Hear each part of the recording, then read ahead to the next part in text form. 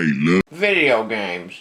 Video games, the greatest and most awesome time wasters of your life. Nothing else comes close. If you want to feel accomplished for sitting around and doing basically nothing, video games are for you. Because video games are awesome that way. But I don't like giving compliments to anything because I'm broken and bitter, so of course I have to tell you why video games piss me off. First, why did video games get so complicated? I remember playing my original Nintendo Entertainment System and loving it. Almost every game was played with two buttons. You had an A button and a B button, and that's all you needed. It was perfect. You played the whole damn game with two buttons. Hell, even the big flagship games like Super Mario Bros. Were almost exclusively played with one button. You just ran around jumping on stuff and crip walking on turtles and mushrooms with faces on them. Hell, if you take it back a little further, video games were played with one button. Galaga was awesome and it had just one button. Pac-Man had no buttons. You just waka it in whatever direction you wanted to go in, and that was it, and it was rad. Now you may as well be playing video games in the cockpit of a fighter jet. You have so many buttons. You got X and Y and circle and square and trigger and bumpers, and they all do something. Does anyone remember when you'd play a game and you'd have buttons on your controller that didn't do anything? Not anymore. Shit's so crazy now the game will sit and tutor you through the first couple of levels just so you get it all. It didn't used to be like that. Old school games, you just start and you'd be playing. Games today take you through a learning course every time you begin to play.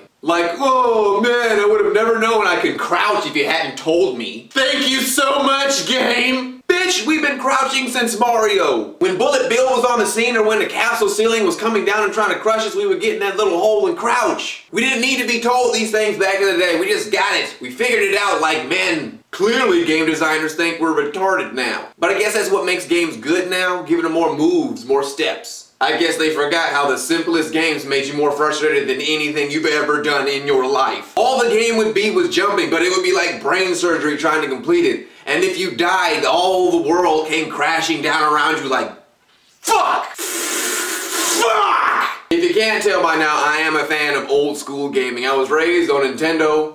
I just like things from a certain era. Not to say that I don't like new school games too, because I do. I'll tear some Call of Duty up. It's just the fans. Gamers are what's wrong with video games today. You guys suck. For example, the Xbox One. It would have been the first system to go all digital, making everything a quick and easy download, and eventually driving down the cost of games overall. But you guys heard mandatory internet connection and lost your shit. But MK, you're an old school gamer. How can you say that? Because while I still prefer the simpler mechanics, I can recognize the need for change. That's why, you dipshit. If games never changed from Pac-Man, they would totally blow. I might not like the tutorials, but games are cool, period. I haven't turned my back on my childhood just yet. I still like video games. I'm not an old man sitting on his porch yelling at kids to stay off his lawn old yet. But you gamers piss me off, like you guys on live. I remember going a long time in my life without being called a nigger before playing Call of Duty on live and being visited by the ghosts of racism past. It's like a wave of angry white kids who had sex with my mom and just immediately was pissed at me no matter what the outcome of the game. Which I guess makes sense because my mom sucks. Having sex with her would piss anybody off. The moral of the story is racism is alive and it lives on Xbox Live. Nigger lovers aren't welcome. That's the problem with being an anonymous gamer behind a tag though. You can be as shitty as you want and it's just going to be a part of other people's gaming experience. Old school games weren't affected by the shittiness of the players who just played the game. Shout out to Banjo-Kazooie for holding it down for real niggas back in the day.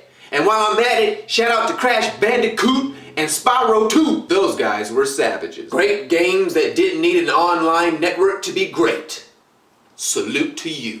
Okay, I hope you guys liked the video. Before I go, I want to give a couple of shout outs to Tylee Cooper and Bradley Dearden, who provided me with a Nintendo Wii U and a Xbox 360 respectively. I appreciate you for getting me back into the new age of game, and I'll see the rest of you later. Boom! And you know something else? Stop getting mad over video games. If you lose, you lose. Get over it.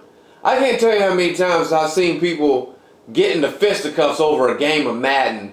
Stop being stupid, you dumb idiot, stupid dummy. You dumb idiot. Stupid.